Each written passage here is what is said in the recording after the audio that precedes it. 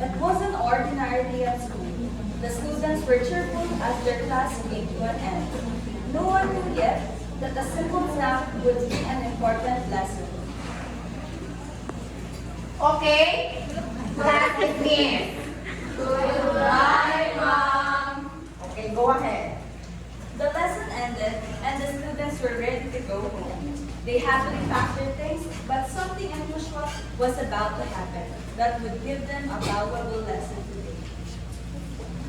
Then, hindi lang ako ng kiss ha, iwan mo ng pagkain dito.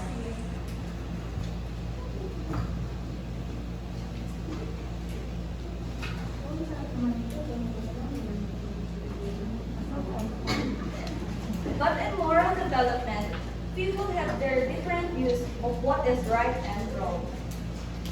Uy, Carla, wag mo kainin yan. Baka makita ka nyo, mapagalitan ka. Alam mo, Carla, kung ako sa'yo, kainin mo na lang yan.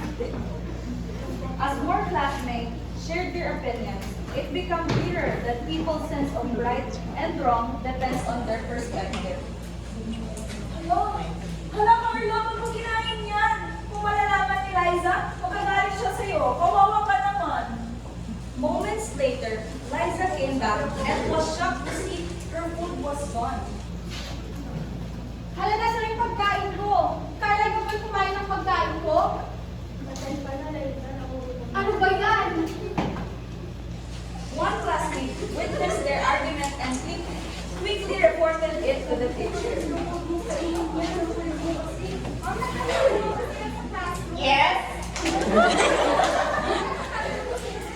Halika, ano nangyari sa classroom? Binawan ko siya ng pagkain mo. Halika, ngayon na. The students returned to the classroom with their teacher, who was confused about what is happening. What's happening this class? Makakain ko kasi pagkain mo. Bakit mo kinain ng video? Pasensya na, ay Liza. Nagugutom lang kasi ako eh. Wala ka pa ng paggutom.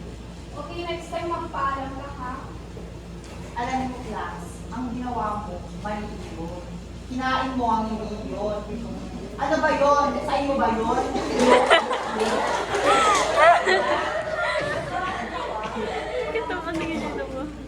Okay, may extra ako biscuit dito. Kain na lang tayo. Perfect! Perfect! Oh! But the lesson doesn't end here. Other perspective would further strengthen the importance of respect and honesty.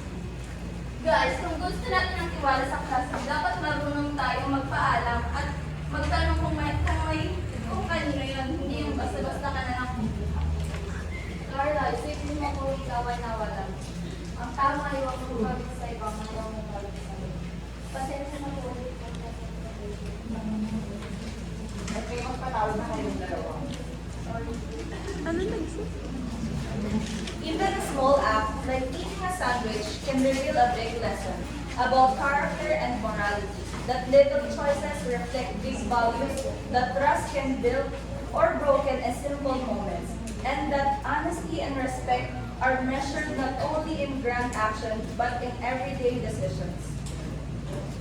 Maging tapat at marunong rumespeto.